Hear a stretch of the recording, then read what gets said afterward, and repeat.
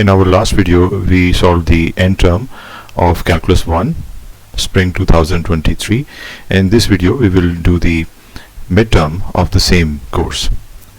So before we get into this, I encourage you to subscribe and press the bell icon, and you may like it if you find it useful. And you may also request for further solutions of various economics past papers. So this is the short questions part, and that is the long questions part.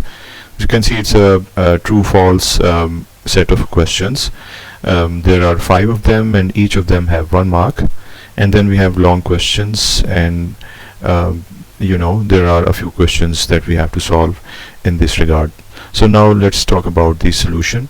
The suggested solution for the first part is the true or false. The first is about the mathematical economics being a branch of economics. So the statement says that it's not a branch of economics, and this is true because mathematical economics is an approach to economics. We can refer to Alpha C. Chang, where the authors clarify this thing, that mathematical economics is yet another approach to study economics and not a branch of economics.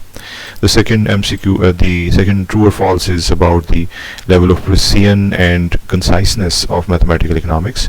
And yes, it is concise and precise, as we have seen in terms of equations, how we can easily express complex and lengthy ideas in a brief manner and in a effective manner. So it's a false statement. Then we have the third one, which is about MPS, the marginal propensity to save. It ranges from 0 till 1. So it's an assumption. Yes, it is an assumption that we make in our economic theory, and this is why this is a true statement. Then we have the econometric model with an example. This is a linear function where x is the independent variable and y is the dependent variable. The presence of this epsilon shows that we have an error term in this model. So whenever there is an error term, we have an econometric model. So this is a true statement. Then we have this demand function, and in this demand function, beta is showing some value, and it is basically the slope which is being multiplied with the price variable. So it's not an intercept. Therefore, this given statement is a false statement. So these were the 5 MCQ, the 5 true or false. Now we come to the long questions. This question has 2 parts. The first one is of 3 marks. The second part is of 7 marks. The first one is about the difference between functions and relations. So here we have this description. This distinction is already clarified in one of the videos on this channel. The link will be given in the description, as well as it will appear at the end. So just for a reminder, the relations, they are multi-valued functions, whereas the functions, they have a single value. And we can make a test for that. As you can see, it's a test which is known as the vertical line test. And in a relation, we will see that this vertical line will cut the function graph at more than 1 point. Here it is cutting at 2 points. This is why it's not a function. And at this point, at this line, you can see every point of this vertical line is adjacent with the graph. So it means that it's again not a function, because there are so many points that are common with this vertical line. So this is a reminder of this part, which is already available on this channel. Mapping of the function will give us one value for each value of the independent variable. However, for the relation, you can see this single value is giving rise to multiple values of the dependent variable. So this is yet another way.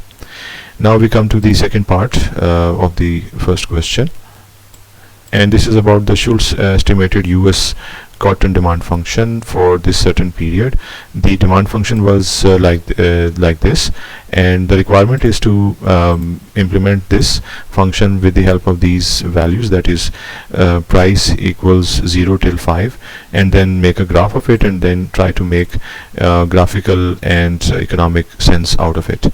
So here we are. The graph has been plotted with the help of this table, and this table is based upon the given Schultz demand function.